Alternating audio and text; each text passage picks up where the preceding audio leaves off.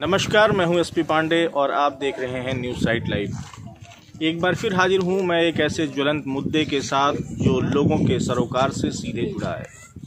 उत्तर प्रदेश के जनपद सोनभद्र में विभिन्न उद्योगों की स्थापना के साथ ही लोगों के विस्थापन का मुद्दा भी हमेशा से ही एक महत्वपूर्ण मुद्दा रहा है।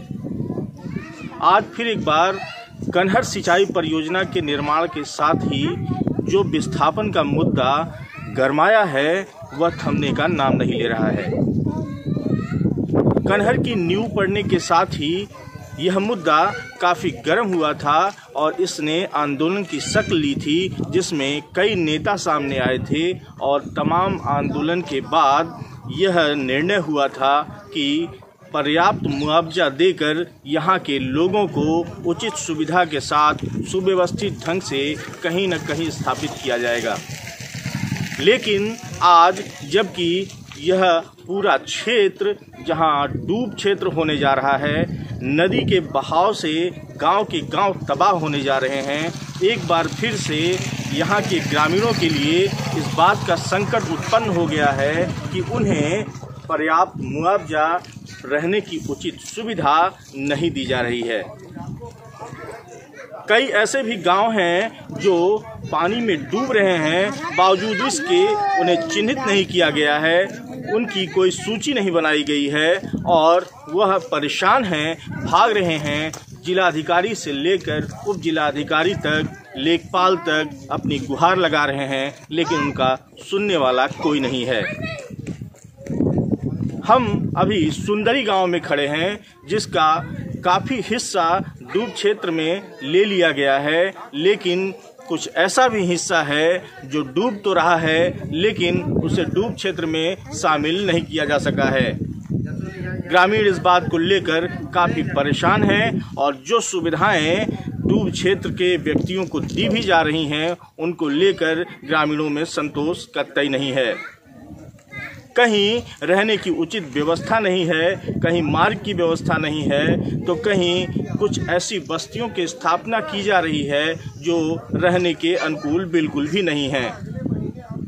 इन सारी समस्याओं से जूझते ग्रामीणों को सुनने वाला आज की डेट में, आज की तारीख में कोई नहीं है। ऐसे में कांग्रेस के राहुल प्रियंका सेना के जिलाध्यक्ष बीके मिश्रा आज ग्रामीणों के बीच आए हैं। सुंदरी गांव में चौपाल के माध्यम से वह ग्रामीणों की समस्या सुन रहे हैं और यथासंभव उसके निराकरण का आश्वासन भी दे रहे हैं। आइए हम बीके मिश्रा जी से जानेंगे कि आखिर ग्रामीणों ने उनके समक्ष क्या समस्याएं पेश की हैं और उनके निराकरण को लेकर वह किस तरह से गंभीरता बरत रहे हैं। क्या कुछ समस्याएं हैं जो ग्रामीणों ने आपके सामने आज यहाँ रखी हैं? बहुत ही मार्मिक सवाल किया है आपने। आपके न्यूज़ साइट टाइप चैनल को मैं बहुत बहुत धन्यवाद ज्ञापन प्रस्तुत करना चाहता हूं कि आज आपने मेरे साथ इतना महत्वपूर्ण समय दिया। और आपका सवाल ये है कि कनहर परियोजना से विस्थापित 11 गांव के लाखों लाख लोगों की समस्याओं को सुनने के क्रम में आज हम सुंदरी गांव में बैठे हुए हैं। और सुंदरी गांव में आप देख रहे हैं उपस्थित सैकड़ों लोगों ने जो हमें बताया, सुनकर मेरी अंतरात्मा दहल उठी है। अब मेरे समझ में नहीं आ रहा है। मैं तो ये सोच के आया था कि इनका आंसू पोंछूंगा, छोटी मोटी समस्या का समाधान कराऊंगा माननीय उप जिलाधिकारी महोदय दुद्धी से या कनहर के एक्सीएम से, एससी से या जिलाधिकारी से, लेकिन मुझे तो लगता है कि ये राष्ट्रीय स्तर की समस्या बनती जा रही है। मैं 62 साल का हो रहा हूँ। मुझे तो कभी कभी ये लगता है कि क्या सोनभद्र का आदिवासी, वनवासी, किसान, मजदूर केवल विस्थापित होने के लिए पैदा हुआ है? कोई अभिश्राप है इनको?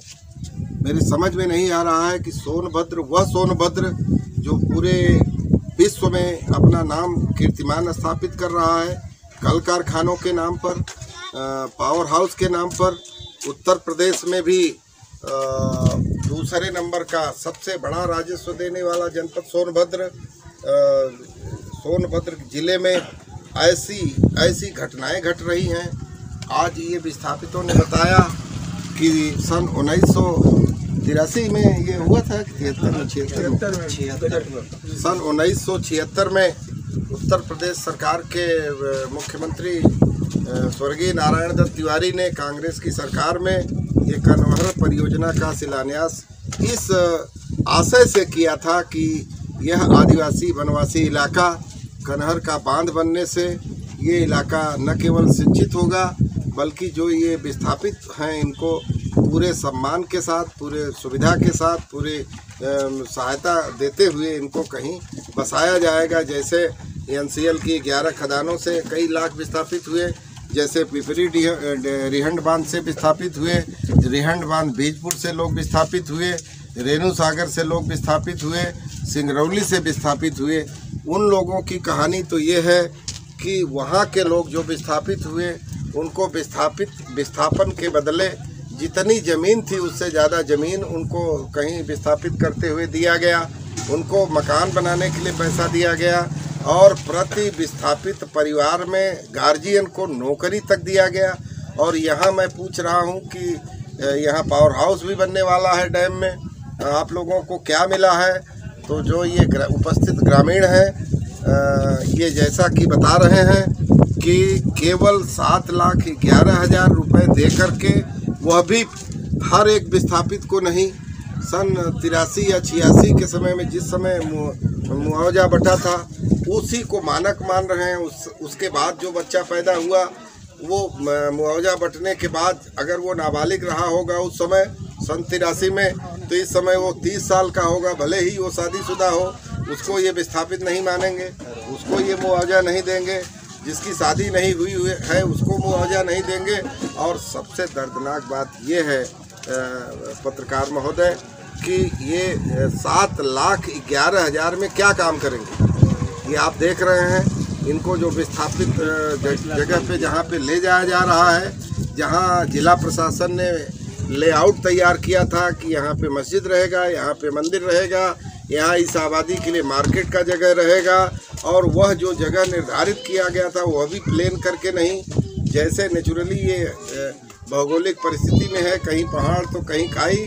कुछ ऐसे किसान अभी आपके सामने अपना दर्द बयां किए कि जितना पैसा मिला है उतने पैसे में तो मेरा लेवल भी नहीं होगा, तो मैं मकान कैसे बनाऊंगा, मैं रहूंगा कैसे। ये 11 गांव के लोगों को कई तरह से, कई लोगों को फर्जी मुकदमे में भी फंसा दिया गया है बोलने पर, आंदोलन करने पे, और संभवतः इस इलाके में आंदोलन करने पे अनिश्चितकालीन प्रतिबंध भी है।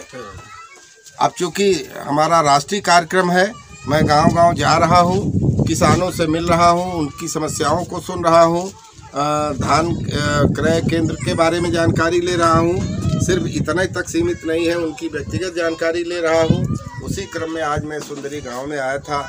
मैं उप जिलाधिकारी दुद्धी से प्रार्थना करूंगा मेरा यह वीडियो वायरल हो, आप तक पहुंचे, हमारे सोनभद्र के जिलाधिकारी महोदय जो अभी नए नए आए हैं उन तक पहुंचे, पुलिस अधीक्षक महोदय जो अभी नए आए हैं। मैं आप सभी से प्रार्थना करता हूं कि आप कप्तान बाद में हैं, जिलाधिकारी बाद में हैं, उप जिलाधिकारी बाद में हैं, लेखपाल कानूनगो दरोगा बाद में हैं। पहले आप एक किसान के बेटे हैं, इंसान हैं, और इंसानियत के साथ, मानवीय संवेदना के साथ इन विस्थापितों की आवाज़ सुनो। इन विस्थापितों की बद्दुआ लेने के बजाय इनकी दुआ कबूल करो। मैं इससे ज़्यादा और कुछ नहीं कह सकता।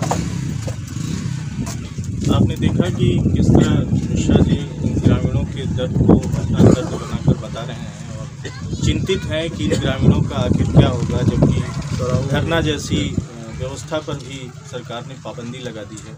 जब यह परियोजना की नींव पड़ रही थी तो एक भयानक आंदोलन देखने को मिला था, और तब कई आश्वासन यहाँ के प्रशासन ने दिया था कि हम जो भी उपयुक्त होगा वो आपको सुविधा मुहैया कराएंगे, उपयुक्त मुआवजा देंगे। लेकिन अब वो आश्वासन बिल्कुल चोचला साबित होता दिख रहा है। ऐसे में क्या यह मान लिया जाए कि जैसे सोनभद्र का इतिहास रहा है कि विस्थापितों के साथ एक अन्यायपूर्ण रवैया रहा है और लंबा संघर्ष उन्होंने झेला है, क्या यह परियोजना जो इसके जद में यहाँ के ग्रामीण आ रहे हैं इनके लिए भी यह संघर्ष काफ़ी लंबा होगा या फिर प्रशासन कोई न्यायोचित रास्ता निकालता है।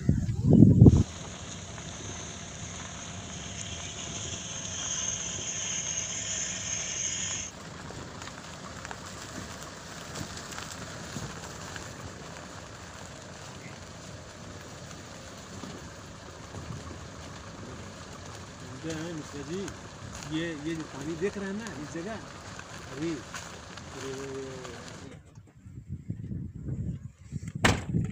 सिंचाई परियोजना के लिए बनाया जा रहा है, जो आपको दिखा पा रहे हैं, ये निर्माणाधीन बांध है। बताया जाता है कि जब पानी का बहाव छोड़ा जाएगा तो ये समूचा क्षेत्र पानी से जलमग्न हो जाएगा और इसी बांध से पानी को रोका जाएगा और उसके बाद ये बताया जाता है कि यहाँ लाखों की आबादी इस बांध के जरिए अपने क्षेत्र में सिंचित करके फसलों को उगा पाएगी और काफ़ी लाभान्वित होगी। लेकिन इस पूरी परियोजना के उद्देश्य से पहले ही यह सवाल उठने लगा है कि जो यहाँ के विस्थापित हैं, जिन्हें विस्थापित का दर्जा दिया जा रहा है, जो डूब क्षेत्र में आ रहे हैं, क्या सरकार उनके लिए पर्याप्त मुआवजा और रहने के मकान संसाधन उपलब्ध करा रही है? यह एक बड़ा सवाल है। इसके अतिरिक्त इस परियोजना के निर्माण को लेकर भी समय समय पर सवाल उठते रहे हैं। सवाल यह भी कि यह जो बोल्डर से पूरे क्षेत्र को पाटने की प्लानिंग बन रही है, यह बोल्डर कहां से आ रहा है? क्या इसके लिए एनजीटी जैसी संस्था से इस परियोजना के अधिकारियों ने परमिशन लिया है? यदि नहीं लिया है तो फिर इस प्राकृतिक सौंदर्य के दोहन का जिम्मेदार आखिर कौन है? यह कई ऐसे सवाल हैं जो इस परियोजना की सफलता को पहले से घेरे हुए हैं और इनका जवाब देने के लिए कोई तैयार नहीं है। आप बने रहिए हमारे साथ और देखते रहिए न्यूज़ साइड लाइव। फिर हाजिर होंगे हम एक नए मुद्दे के साथ। तब तक के लिए नमस्कार।